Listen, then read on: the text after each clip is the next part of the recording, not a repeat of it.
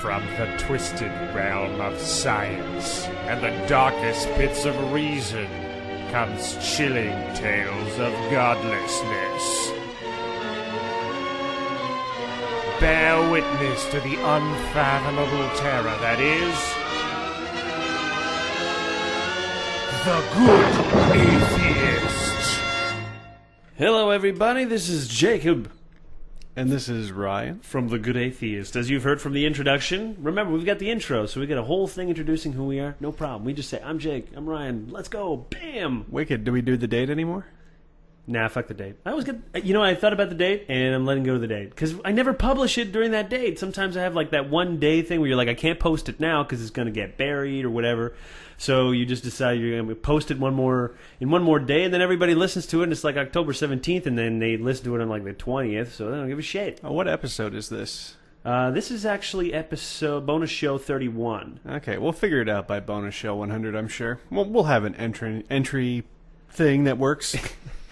Yeah, well, it's difficult to just know when you have that intro, but you're not listening to it first. You're just kind of launching yourself into it. But you know what? Technically now, I think that we have actually recorded 100 Good Atheist episodes in total. Oh, so this is number 100 This then. is the first 100. And we still don't know what we're doing. I like it. This is the first 100. Yeah, like you weren't here, but me and Jeff talked about last bonus show that Good Atheist could literally have 3 100-episode celebrations. The 100 total, 100 bonus, and 100 of the regular podcasts. Makes it sound like you've recorded 300 shows.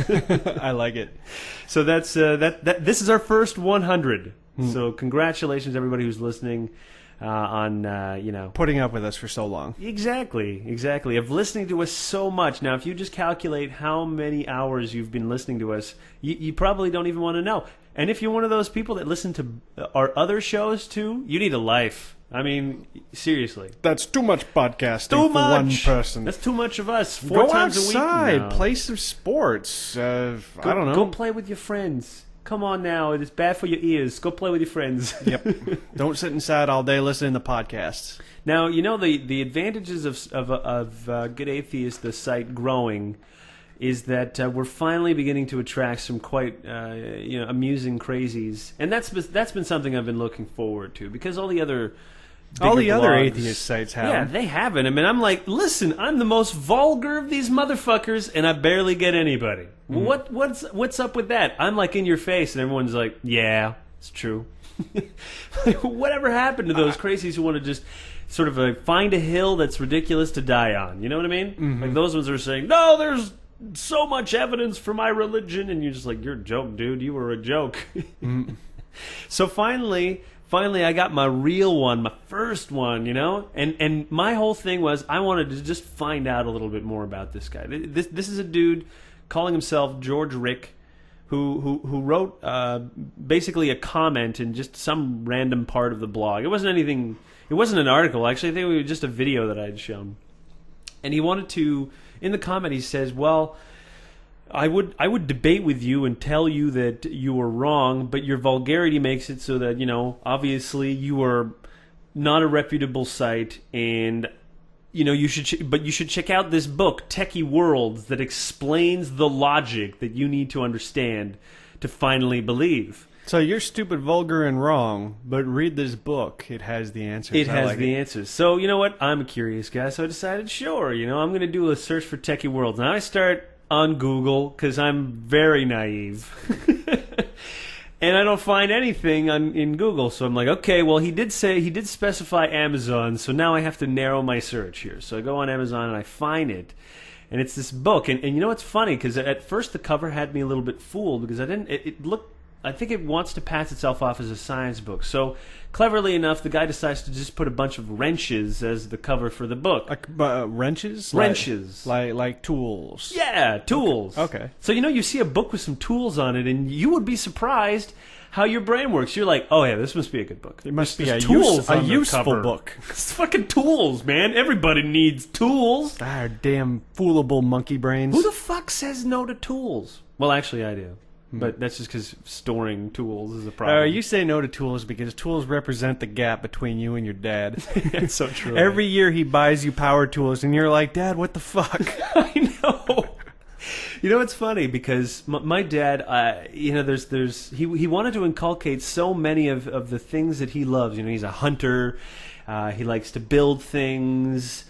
He's a man's He's man. a manly man, and I'm completely the opposite. He's Quebec West, so it's more say lum lum Lum. lum lum. Yeah, you know, landscaper in the summer, lumberjack in the winter. Yeah. 14 generations of lumberjacks, people. I fucking cut that off. Bam! No lumberjacking. That's the last generation. No shit, man. So it's pretty crazy, you know, like that's the French side of my family, man. Some really deep rooted and you know, very religious part. You know, my dad, first rebel, you know, religion. I think that's the part we share. We share that, but that's it, you know. The rest, our interests, completely diverse. Who knows how different you would be if those nuns didn't beat the shit out of your dad all the time? Who knows what you'd be like? I don't know. Maybe I'd be like that, you know, the complete opposite, being a Christian apologetic, or who knows? Who knows? But anyways, okay, the book has tools on the cover. The book has tools on the cover.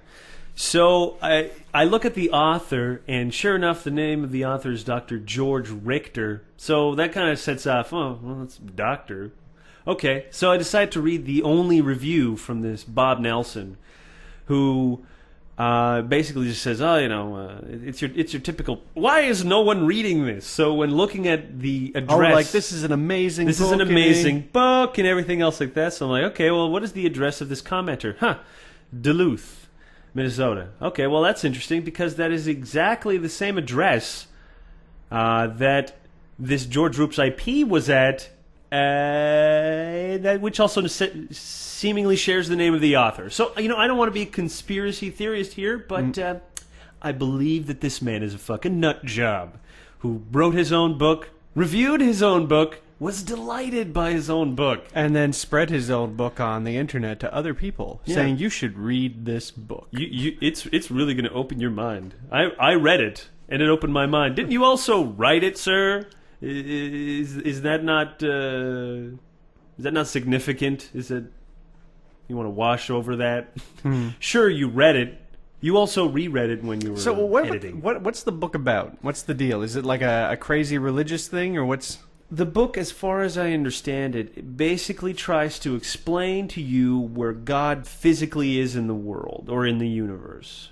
Like it's in where his home is. Yeah, and how that relates to something crazy like interdimensional space that he tries. He basically tries to take Christianity and warp it into some kind of bad science textbook.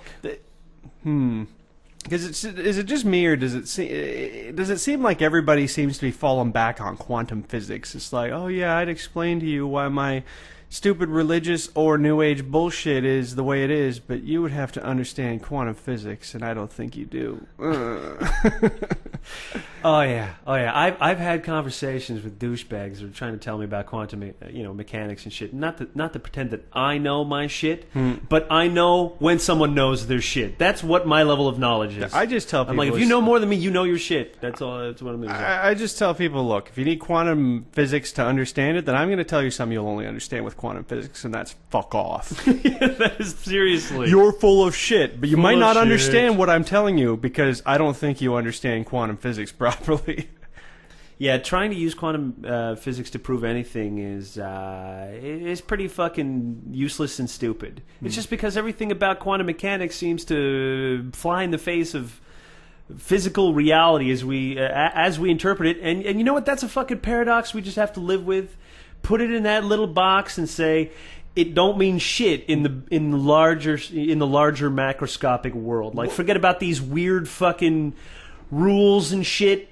No, you don't get to prove your crazy, wacky theories with it. I don't worry about it. We'll figure it out sooner or later. But yeah, right now it just seems like one of those areas that people just. I mean, The Secret talks about quantum physics all the time. Oh, they love it, man. They try to inject possibly the weakest bit of science you've ever heard of in your life with their laws of attraction bullshit. These are the motherfuckers who are like, well, because your thought generates a wave, that wave manifests and causes things to physically manifest themselves in reality, and blah, blah, blah. I'm like, No, you're a fucking idiot. And then the what the bleep do we know people, they were talking about that as so well. Embarrassing. I See, mean, we they got had all these people. They had one part where they were saying that Native Americans couldn't see the ships coming in because they had no concept of ships. Yeah, that makes a lot of sense, right? So if you don't know about something, it's invisible to you. Really? Man. I didn't believe in any buses, and that's how I got hit. Sort of totally invisible speeding wall hit me. It turns out it was a bus, but I had never seen one. Woo. Very nice. Anyways, I thought that was quite enjoyable. Our first real crazy nut job trying to, pimp out his book. I'm loving it. They can keep coming, and I'm going to keep on talking about their stuff and just... You want to be visible. I'll make you visible. I'll make you a star. You know what, Jake, though? He has a book. Do you have a book? He has a book. He has a book. I'm just pointing it out there. I'm just saying. He does have a book. I could mash together every post that I've made and make a book. So what, man? Who wants a shitty book? I'm going to put tools on mine, though, because I know it'll sell well. Nice. I learned that from Techie World. Always put tools on your books. Okay, here's something else I want to talk about. Now, this happened in 1999, so this ain't fresh news, people. But it's back in the news basically because this convicted killer is named Christian Oliver is pretty close to biting the dust, getting executed by America, by the state. And, he's not too happy about it, considering the fact that during his trial, the jury was using the Bible to decide whether or not he should be convicted to death. And one of the main arguments that they were using in their deliberation was a quote from, I think, the Book of Numbers, which basically said, "And if he smite him with an instrument of iron so that he die, he is a murderer. The murderer shall surely be put to death." So because he did indeed kill his victim with a gun, like the holster of a gun, he made of metal, beat him to death with like the handle or something like that? Yeah, that's right. Huh. Yeah, so this was one of the ways that they were able to kind of decide. I would actually be surprised if that gun was actually made of iron. A lot, the end parts sometimes are, yeah. I've seen lots of guns with it, but I'm not a gun expert, and you never see the butt of guns because you play them only in first-person shooters. Yep. So you never really see the gun itself. You just see the end. I was just saying that it seems like a pretty... I think it's pretty obvious to everybody. It seems pretty weak that would be basing it on the material of the murder weapon. Well, they might as well just say, we had to convict him of death because it turns out that he committed his crime on a Sunday, and that's the Lord's Day, so he has to be executed. He was working on that day. Plus, he was wearing wool, and you know what goes on in prison. Sentence him to death. It's like he was wearing cloths of two different fabric. Now, did you know this? Polyester is a sin, fools. So, this is back in 1999 that this happens, right? But that's still recent enough that you would like to hope that something would happen. Right, you would say, hey, they got a great case. You go over and you go to a judge and you say this is fucking bullshit. We can prove that they were using the Bible. So that's what they tried, but the judge kind of tossed it out because there was insufficient evidence. Now, the kicker here is that the reason there was insufficient evidence is because he did not allow the lawyer to ask the jurors directly if the Bible had been used to deliberate. He wasn't allowed to ask. That's basically it. So he couldn't provide any evidence. He was also not allowed to ask. It works. The system works, everybody. Don't you love that procedural stuff? Watching.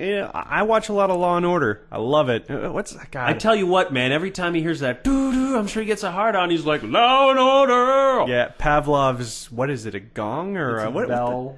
No, it's not. It's not really a bell. Anyways, whatever the fuck it is, yeah, it gets me drooling. Pavlov's dong.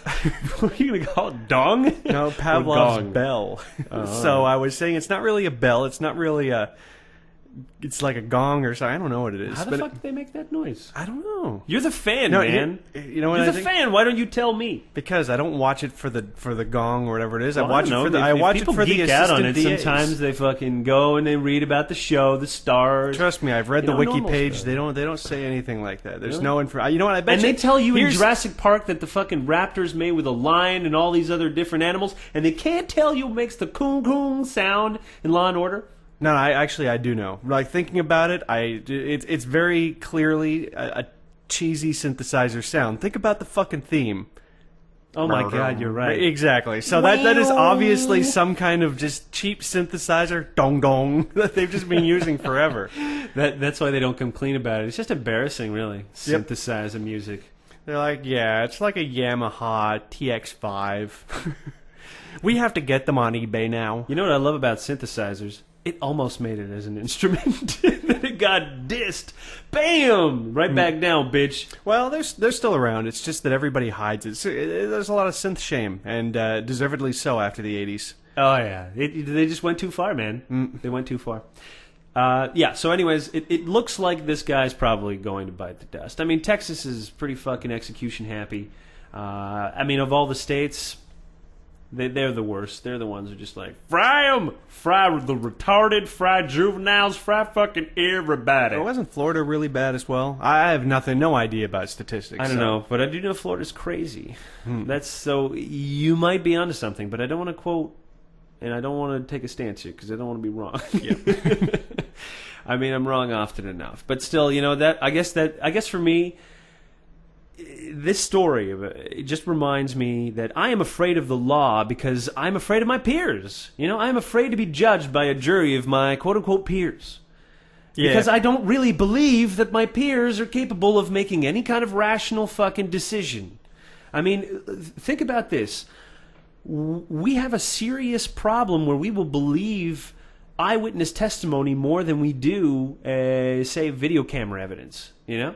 Or DNA evidence, even though we know that human beings are completely unreliable. But we just have this tendency to just go where their guts. Oh, well, the person can't be lying. They looked me straight in the face, and they were so, passionate about it, they had to be correct. And you're like, oh, my God, when it's these kinds of human beings making decisions about your future, it's just too scary. It's just too scary for me. Just the entire concept of trial by jury is, I mean, here's what you got to balance it by is you have to decide, what are you more afraid of, being a trial by judge or a trial by jury? And I can understand why back in the day people would have been like, give me a jury, hell yeah. Now I'm like, give me a fucking judge.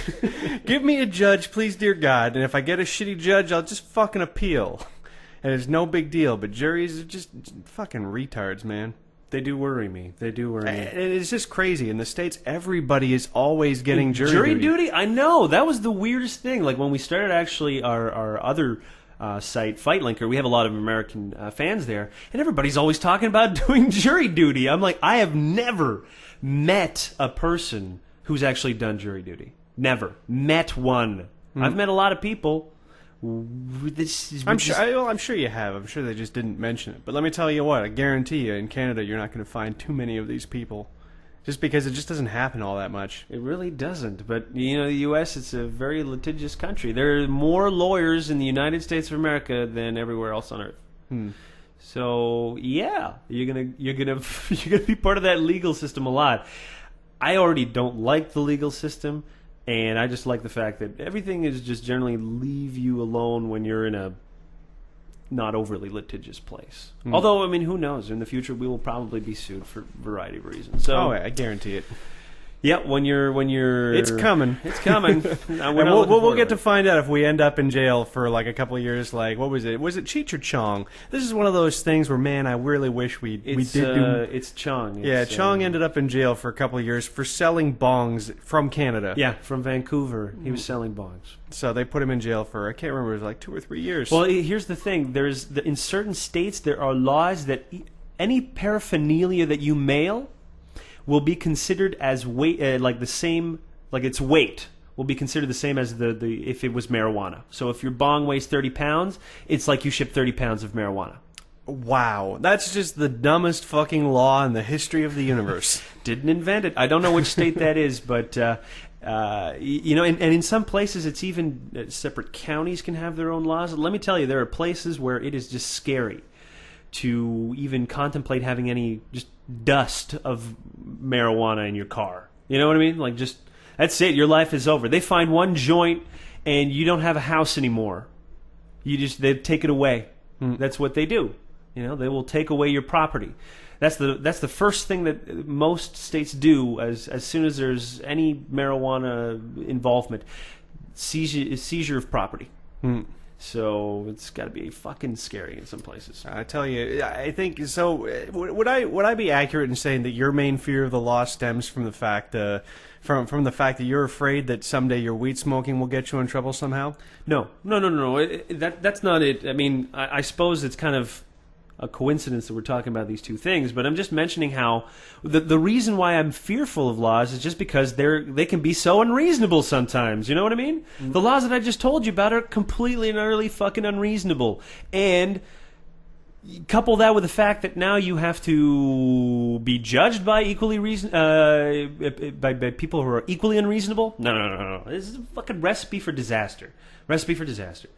I mean, our problem, I think, as a society is we create too many laws. We have this ridiculous notion in our minds that if you create laws, then you eliminate any particular problem because you're like, well, people are law-abiding and everyone's going to follow the law. And you're like, no, you're just creating scofflaws now, and you're making it illegal to do what was once not illegal. And you're basically setting up a system where whoever's in power gets to selectively prosecute whoever they want because you've got laws on the books saying that you can pretty much take anybody out. I mean, I guarantee you, cops went through my house, I'd be going to jail. Not for anything probably just for that spindle of movies sitting somewhere. That was probably how they'd get me.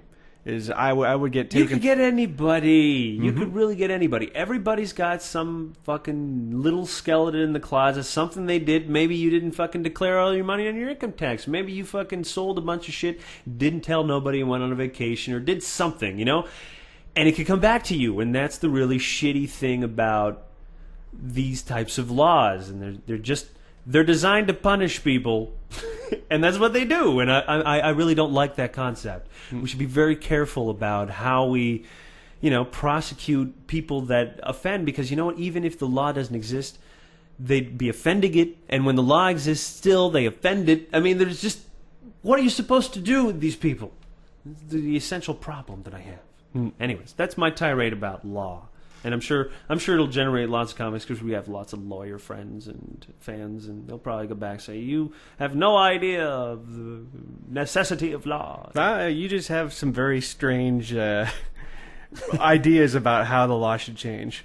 Well, I'm not saying I have any ideas about it. I'm just a critique. I am criticizing it. I'm saying something is wrong here. I don't necessarily have all the answers, but I dare anybody to come around and convince me that this is the best that we have. Like that you can't get better. No, it's the best that we have, but it's not the best we could do. It's not the best we could have. It's actually quite terrible. Okay, rolling on. All right, let's move on. We're going to finish by talking about Bill Maher, because I realized last mailbag we got quite a few questions about Bill, and I don't think we addressed it that much in the podcast, but I did want to talk about it because so many people are fucking divided about that shit. They're like, what am I supposed to think about Bill Maher? Now, to clarify, for those of you who don't know, the reason that there's any controversy is because Bill Maher is anti-modern medicine and anti-vaccination. And I don't know if that matters to most of you, because it doesn't necessarily matter to everybody. I mean, I didn't care about that shit. I couldn't give any less of a shit. I mean, people who try and say, oh, well, Bill Maher's an amazing guy because he's an atheist. It's like, what the fuck are you talking about? There are a ton of piece of shit atheists out there that you should not be friends with or respect. So that just get that out of the way. Number two, just because you're an atheist doesn't mean you're smart. Nope. No, it does not. Number three, just because someone believes in one thing doesn't mean they should believe one thing that's the same as you. Doesn't mean that they should believe all the same things. And if that doesn't happen, it's a betrayal. And oh my God, Bill Maher is a betrayer. Yeah. Relax, people. Honestly, we all have stupid beliefs. Jake has stupid beliefs about the law. I think just all of my beliefs are stupid. And you know what? My philosophy about everything is just you're going to be wrong about something. Just try to make sure that what you're wrong about isn't a big deal, you know. And that's the reason why I'm fucking not impressed with Bill Maher, because his dumb beliefs are a fucking big deal. You know, when guys like him say, "Oh, there's mercury in vaccination shots and then aluminum, and these will cause Alzheimer's, and it's a plot by pharmaceutical companies to brainwash us," and you're like, "What the fuck are you saying, Bill? What the fuck are you saying? Whoa, slow the fuck down." Number one, no, there is not any mercury in the fluid for vaccination. That's a thing that they've been saying since the fucking 80s, and it's not true. It's just shit people fucking make up. All right? And every study that these people cite have all been debunked. And they all go back to, remember that whole Lancet article? Remember we did a whole podcast on this. So if you guys don't know about it, I think it's actually one of the free ones. So fucking go and listen to it. Basically, that article that was published that opened up that controversy that vaccinations cause autism, and it turns out it was just a giant piece of shit, bullshit, crap, fuck, lie. You got to realize that anybody can put out a scientific paper. We were thinking about putting out a scientific paper. Yeah. What was it on? We were talking. It was something relatively simple, something about video games or something like that. Just because you we wanted could to test to see if reflexes could be enhanced with the use of marijuana in video games. Yeah, it was a stoner idea. Don't think anything of it, listeners. Trust me, it was one of those things we thought of, and it's just like back of the mind. But just but it would be fun as hell. Yeah. I mean, let's what? Science can't be fun? Fuck you. Fuck you. Yeah, I live in the Beekman's world of science. Hells yeah, man. You know what? I think fun science is hugely popular. I mean, look at Mythbusters. That's what that is. It's not real science. It's fun science. I think Mythbusters is stupid science. All right, well, you know what? When we go to those atheist conventions, keep that on the DL, fucker, because we're just going to get flogged. Do you understand me? Do you understand me? That's their little holy grail, man. So let me understand this. You get to be a controversial cocksucker every single day of our life wandering around here in Montreal, but we go to the amazing meeting and I have to play and be the normal one. Fuck, no way in hell. I'm going to be exactly who I am, and if that's offensive at the amazing meeting or whatever, then whatever. Okay, well, just so that you're aware then. So that you are aware now that it creates conflict. Yeah, I'll just do some research. So anybody that yeah, well, you'll have to, because I'm sure these people are probably pretty fucking hardcore and will defend them to the death. So I'm just telling you, like. Also, the whole thing is, you know, most of our fans and most of the people we meet are probably tremendously intelligent. So be careful. Study your shit. I'm not gonna be getting into any crazy arguments or anything like that. You know what? I think that's just the nature of it. You probably will. I mean, I really don't. Unlike you, I don't butt heads with anybody really ever. I'm pretty good at just getting along and talking about stuff that doesn't involve arguing about facts. Let's just leave it at that. No arguing about facts. Okay. Anyways, so back to Bill here, and Michael Shermer the reason where I'm talking about Bill is Michael Shermer put up a post on RichardDawkins.net, an open letter to who's Bill. Michael Shermer? Was Shermer the one that wrote Why We Believe? Why people believe weird things? He also wrote Why Darwin Matters and the Science of Good and Evil. So Michael Shermer is the editor-in-chief of Skeptic Magazine. So. And you know, he is an expert in believing in stupid shit. I mean, he used to be evangelical Christian, and he was a creationist and everything. Like a 6,000 years creationist? I'm not 100% sure about that, so don't quote me on it. But he may have been. It may have been that bad. Like, he was very delusional about it. And he just, you know, he went to school. He was studying psychology, and then he started studying a bit of science, and then all of a sudden it's kind of like kapow! The whole thing unraveled. Funny how that happens all the time, eh? It is funny. Well, you know, in his book, Why People Believe Weird Things, he has an intro where he talks about all the weird diet shit that he tried when he was still kind of, before he was a skeptic, really. Because he's one of those guys who just loves biking for, you know, crazy distances, like fucking hundreds of kilometers kind of biker, you know? Like, just probably, kinda like he probably can't feel his dick anymore. I'm just hoping he's had kids. I believe he's had kids already. Okay, well, that's good. So when you're older and you don't need a hard dick anymore, you can go biking. Anyways. So he was talking about these colonics that he used to do and all this other kind of shit. So it takes a person who's experienced believing stupid things to be able to tell you why people believe it. And, you know, in terms of writing a letter to Bill Maher, I think there's no better choice than Michael Shermer. You know, it's just, you want the life story of fucking believing weird things. Take it from Michael Shermer. So, and you know what?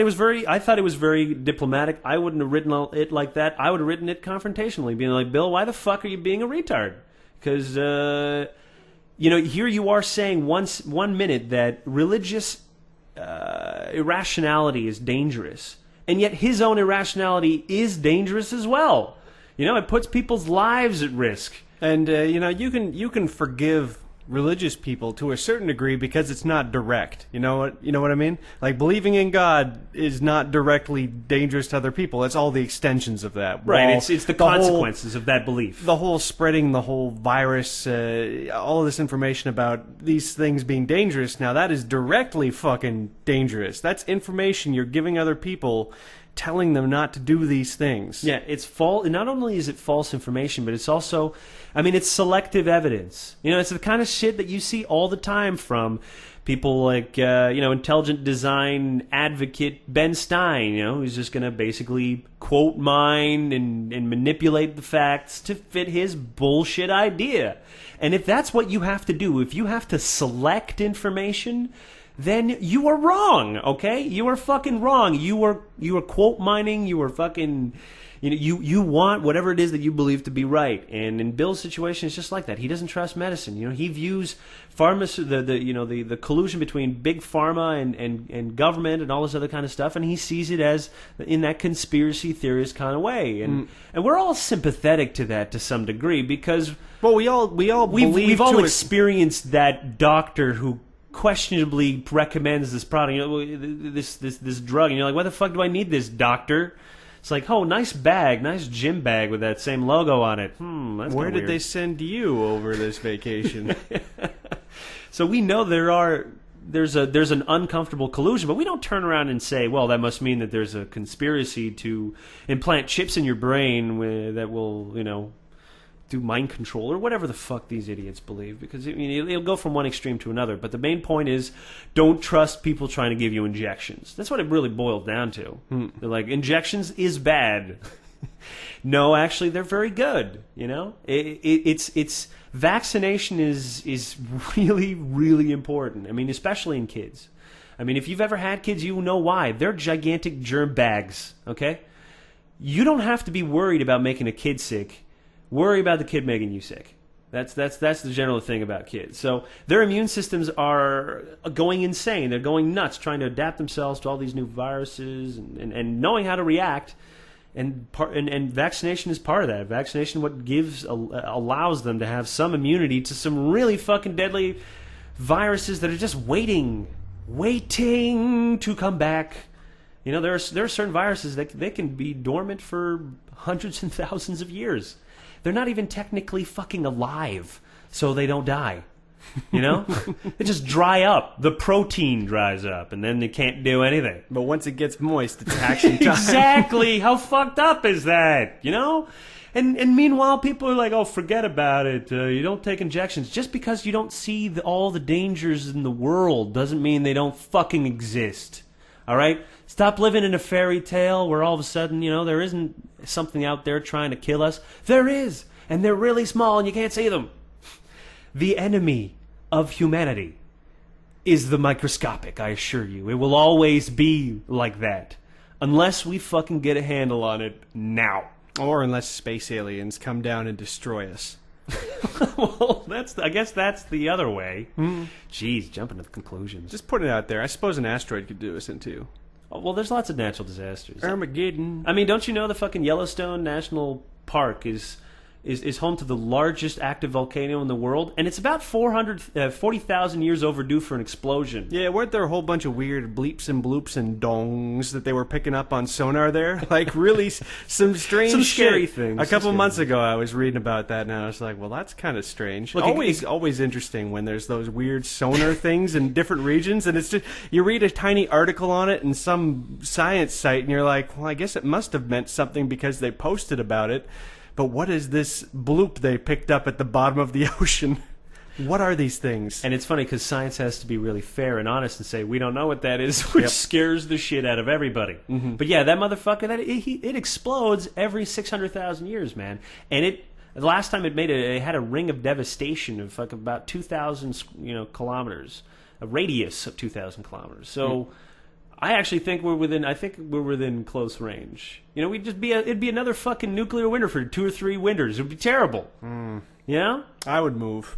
Definitely move. Oh, fuck yeah, man. Land value would go down. No reason to stick around. I'm moving with my sister in Bermuda. That's fucking happening. Yeah, sure she'll let you.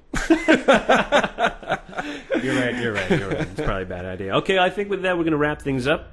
I want to thank everybody that's contributed to becoming a patron. That we've got lots of new people too. So big heads up to you guys. As we grow, more exciting things fucking keep happening. And trust me, the future of TGA is very bright. It takes time, you know. Unfortunately, Good Atheist, we can't devote as much time as we fairly should to Good Atheist, but we'll get there. We'll get there, you know. And I think part of that is going to be reaching out to you guys and building a community.